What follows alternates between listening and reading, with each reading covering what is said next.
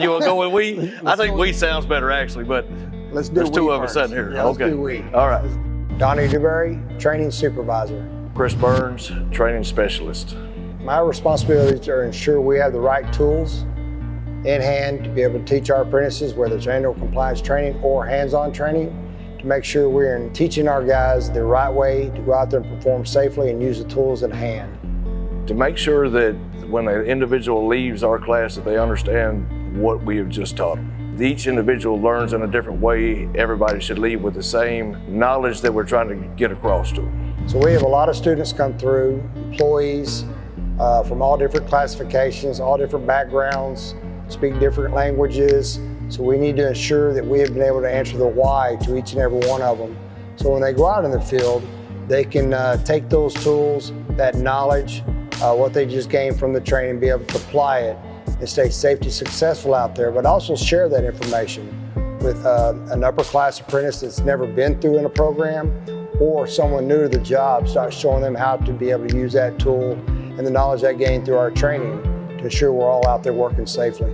And one of the things that we talk about all the time to our apprentices is you can teach up. And what you just said, just because you're a AP 2-3 or AP 4-5, when you come through a class, when you get to the job site, you share that same information because the person that is above you may not have been through one of our classes. So we share that information, we teach up. In my career, the lesson that I've learned is we don't all learn the same. It's not just read a book, it's not just watch a video. It's sometimes, and for most of us, it's hands-on training. So the more that we can get an individual out of their seat and onto a piece of equipment or outside to a head-high situation where we're actually training, putting our hands on something, that's where we see the most value. In my years of service, I always enjoyed watching an apprentice come in the door, brand new, and then in years later, watching them reach that climax of whether it was a senior lineman or journeyman or whatever they're trying to achieve, and then see them go on past that into a crew foreman role, a technician role. It's not just come in and sit down and listen to what I have to say. What you've been through in the field is a good training experience for everybody in the classroom. Tools have evolved, processes have evolved, cover-up has evolved. It's a lot different than when I came up, but now it's all about ensuring that our employees understand the reason and why we cover up for difference of potential, why we use a fall restraint, why we are building to the customer standard or the client standard for safety for the public and safety for them. So it continues to evolve. Tomorrow it'll be different, and we'll adjust our training to meet that need. We're a family. That's pretty simple. I mean, we all say, we're my brother's keeper. My brother is my family. And we tell each other we love them. So we start there, right? If family is number one most important, we spend more time together with the guys that we work with than we do our actual family. And we should be family to each other. We take care of each other, we watch out for one each other, and we say, I am my brother's keeper. Not something we say, it's something we mean, something we do.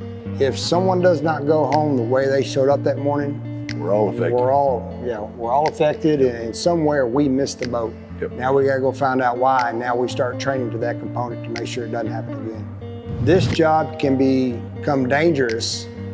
We tell these new hires, we tell the apprentices every day, take this knowledge, share it, because someone below you is about to come into that training, but also, like Kris mentioned earlier, we can always train up, all the way up to the foreman and even our GFs. Today's technology, we seem to try to rush things faster and faster and faster. And this is not a business where we rush. This is a business where we take the time, we do the things we need to do, we do them correctly and properly, we do them with integrity. And at the end of the day, we can go home with everything we came to work with.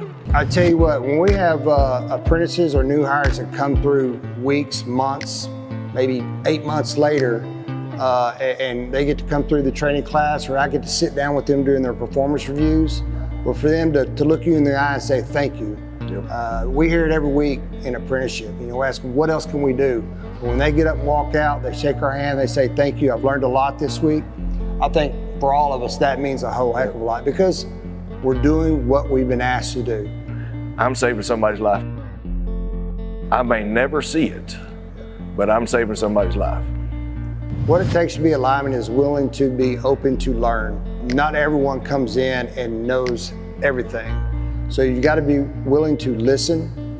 You've got to be willing to put your hands on it. You've got to be willing to ask We've got to be able to bring that person in, provide them bits and pieces, little pieces of the trait of how to do their job successful, but then also have them do that task over and over and over to where they're more proficient, they feel successful.